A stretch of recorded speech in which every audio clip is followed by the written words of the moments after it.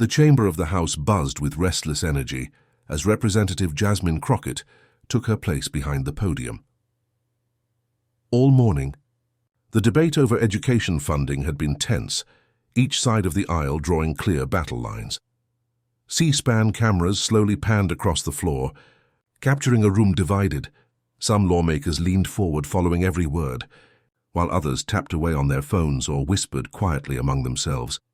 "Mr. Speaker," Crockett began, her tone calm yet firm, "I rise today to highlight the devastating funding shortages plaguing our public schools, especially in underserved districts across this nation." She continued, her words steady and deliberate. "In my own district back in Texas, our schools are falling apart. The buildings are aging, the textbooks are outdated, and special education programs are surviving on scraps." Pausing briefly, she glanced down at her notes. "The proposal before us today," she said, "cuts federal education funding by 12% from last year. That's not trimming fat, and that's cutting into the bone. It would harm the students who need support the most." Before she could move on, a voice broke through from across the floor. "Will the gentlewoman yield for a question?" The camera turned to Representative Matt Gaetz, standing at his microphone with his trademark smirk. Without waiting for her approval, he jumped in. "I'm curious if the gentlewoman from Texas has actually read the bill she's criticizing, because from where I stand, it sounds more like she's repeating party slogans than real budget facts." His jab triggered low murmurs throughout the chamber. The speaker turned toward Crockett. "Does the gentlewoman yield?" Crockett stood still for a moment, her face composed. Then she nodded. "I yield for a question, not a speech," she replied evenly, her poise cutting through Gaetz's smug tone. Gaetz leaned toward the microphone, voice dripping with sarcasm. "My question is simple," he said. "Since the gentlewoman seems so passionate about education, perhaps she could educate us on exactly which page of this bill includes the cuts she claims will hurt her district. Or," he added with a smirk, "is she just reading what her staff prepared for her?" The room went silent. Interruptions in floor debates were common, but personal. Attacks like that were rare. Every camera in the room zoomed in on Crockett as she looked up from her papers. What happened next would not only dominate news cycles for weeks, it would mark a turning point in Gaetz's political career. Before we get into that fiery exchange, make sure to like this video and subscribe so you don't miss more moments the mainstream media tends to overlook. Representatives Jasmine Crockett and Matt Gaetz couldn't have been more different. Crockett, a disciplined civil rights attorney turned lawmaker, and Gaetz, a showman congressman known for bold statements and fierce loyalty to former President Trump. Gaetz entered Congress in 2016, representing Florida's 1st District. He quickly became one of the most polarizing figures in Washington, a constant fixture on cable TV and social media. Commentators often said he treated Congress like a performance stage. As one political analyst remarked, Gaetz values viral moments more than measurable results. Despite years in office, his legislative record was thin. He had introduced dozens of bills, yet only one, renaming a post office, had ever become law. His real influence came from generating headlines, not passing policy, but his notoriety also came with baggage, investigations, ethics probes, allegations of misconduct, all of which he denied, though they haunted his reputation.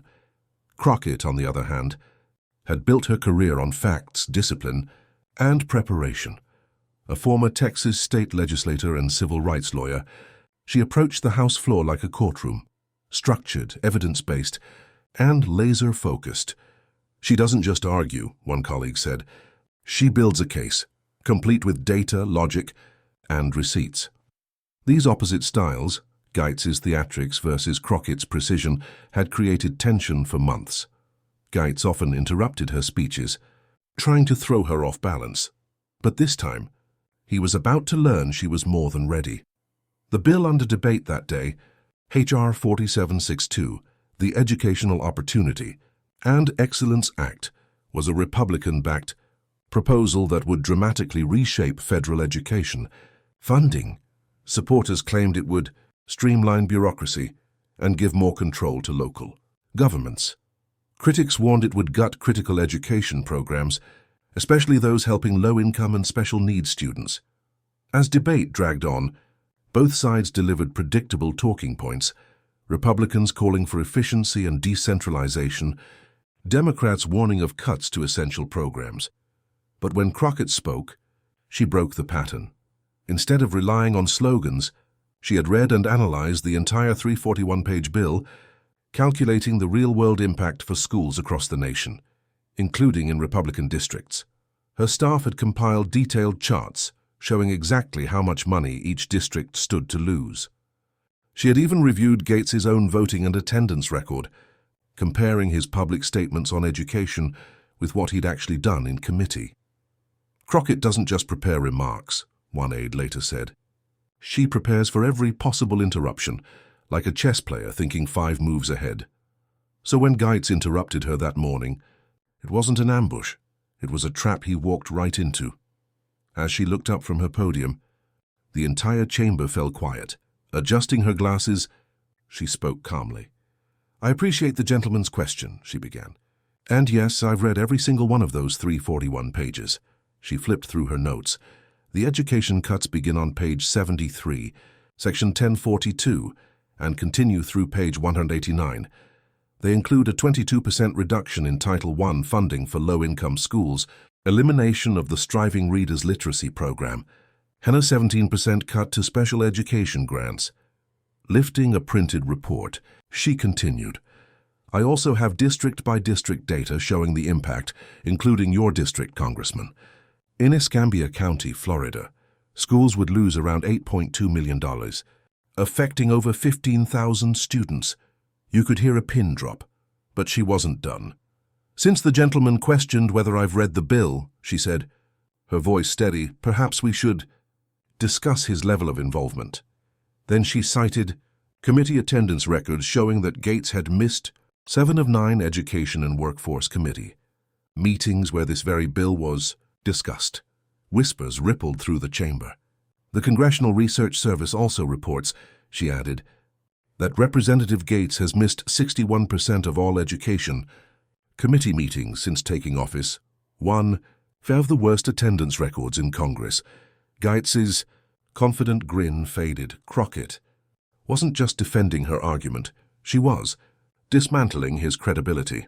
She continued, "In 7 years here, the gentleman has not introduced a single education-related bill that made it to a committee vote, let alone became law." Gasps filled the room. Gaetz tried to speak, but Crockett cut him off smoothly. "Mr. Speaker, I didn't interrupt the gentleman. I would appreciate the same courtesy." The Speaker nodded. Gaetz stepped back, visibly rattled. Crockett then delivered her knockout line. "What's even more concerning," she said, "is that while the gentleman questions whether I've read the bill, public records show he was attending a Mar-a-Lago fundraiser during the bill's markup session." She paused, then added, "In fact, FEC filings show he has hosted 17 fundraisers during scheduled Education Committee meetings." The silence that followed was electric. "So when the gentleman asks if I've read the bill," she concluded, "the answer is yes. The more important question is, has he?" The room was stunned. Even some of Gaetz's usual allies avoided eye contact. Republican members who had dismissed the funding cuts earlier now flipped through their papers, checking whether their own districts might face the same losses. Realizing he had miscalculated, Gaetz tried to regain footing. "Will the gentlewoman yield for a response?" he asked. "I yield for a question, as required under House rules," Crockett replied sharply. Gaetz, his tone defensive, said, "The gentlewoman misrepresents my record. I've always supported education reform." "Point of order, Mr. Speaker," Crockett interjected before he could continue. The gentleman said he had a question. "This appears to be a speech." "The gentlewoman is correct," ruled the Speaker. "Does the gentleman have an actual question?" Visibly unsettled, Gaetz tried again. "My question," he said stiffly, "is whether the gentlewoman acknowledges that this bill provides local school districts more flexibility to allocate resources instead of relying on federal mandates." Crockett smiled faintly. "I appreciate that question," she said, "because it allows me to clarify what flexibility really means here. Holding up another chart, she continued, "This bill doesn't grant freedom, it shifts responsibility. It forces local districts to cover what the federal government stops funding." She turned to look directly at him. "In your own district, Congressman, maintaining current services' own constituents." The air in the chamber felt heavy. "Mr. Speaker," she said in closing, "I came to Congress to solve real problems for American families, not to perform for cameras, not